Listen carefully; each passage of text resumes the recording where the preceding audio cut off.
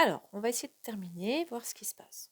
Donc, on a vu comment calculer notre intervalle de fluctuation asymptotique associé à la loi normale, c'est IN. En théorie, la probabilité que notre fréquence Fn, qui est en fait la fréquence qu'on obtient pour un échantillon de taille n, la fréquence observée dans l'échantillon, mais notre échantillon, je vous rappelle qu'il est théorique, c'est-à-dire que si on obtient un échantillon de taille n, on calcule la fréquence associée qu'on appelle Fn, eh bien, la probabilité que cette fréquence soit dans l'intervalle IN, elle va tendre vers 95% quand n tend vers plus l'infini. Cette fréquence est la fréquence d'un échantillon qu'on aurait obtenu en théorie, un échantillon qui est juste le fruit d'un choix au hasard. On sait que quand n devient très grand, la probabilité que notre fréquence de l'échantillon appartienne à IN est de 95%. Autrement dit, si je prends tous les échantillons possibles, il y en a 95% environ qui vont avoir une fréquence qui se situe dans notre intervalle. Donc dans la pratique, comment on le fait une fois qu'on a vu ça? On va calculer notre intervalle IN. Donc P, c'est la proportion. On la connaît, c'est la proportion de la population.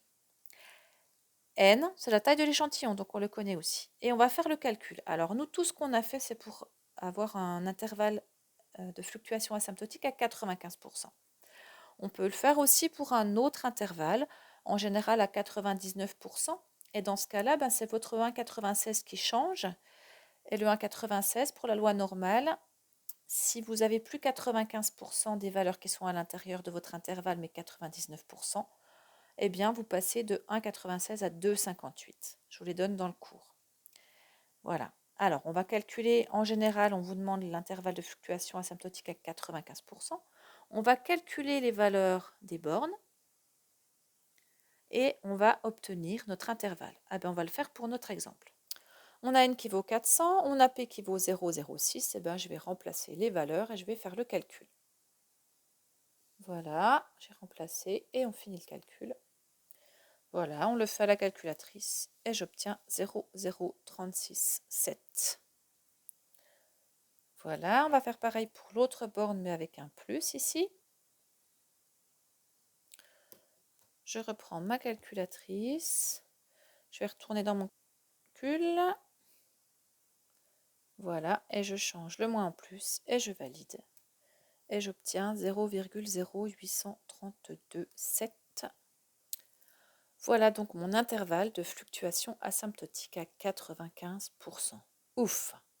Alors, qu'est-ce que ça signifie? Ça signifie que la probabilité que ma fréquence, elle soit entre ces deux bornes, 0,367 et 0,08327, eh bien, elle va se rapprocher de 95% quand n devient grand. Quand n est grand, la probabilité que la fréquence de mon échantillon, qui est juste obtenue du fait du hasard, donc la probabilité que ma fréquence soit dans cet intervalle, elle va se rapprocher de 95%. Autrement dit, quand je choisis juste mon échantillon au hasard, 95% de mes fréquences que je vais obtenir pour mes échantillons seront dans cet intervalle. Donc on en aura 5% qui seront en dehors. À partir de là, on va pouvoir confronter ce modèle, parce que ça n'est qu'un modèle mathématique de ce qui se passe en théorie. On va confronter ce qui se passe sur notre échantillon réel avec ce modèle. Et on va faire ce qu'on appelle une prise de décision. Donc, on va considérer notre échantillon réel, celui où on a vraiment regardé le nombre de naissances prématurées sur les 400 naissances. Pour cet échantillon donc de taille 400, on a observé une fréquence de naissance prématurée de 12,5%. Et on va être amené à prendre une décision.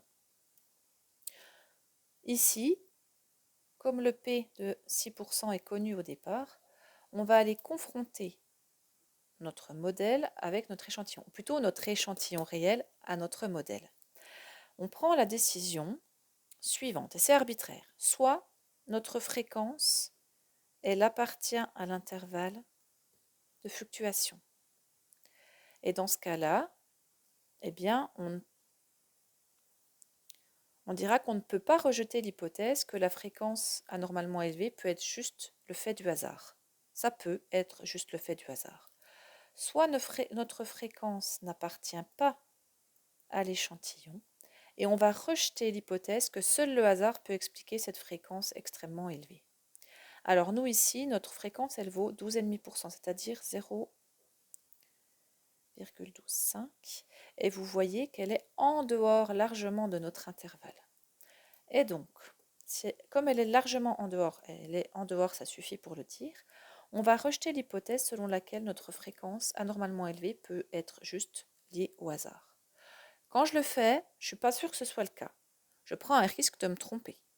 Mais en tout cas, selon notre modèle, on va considérer que la fréquence est beaucoup trop élevée pour qu'elle soit juste le fait du hasard, et donc on va rejeter notre hypothèse, que juste le hasard peut avoir donné un échantillon comme celui-ci. Du coup, on va conclure que la pénibilité du travail est un facteur aggravant du nombre de naissances prématurées. Voilà.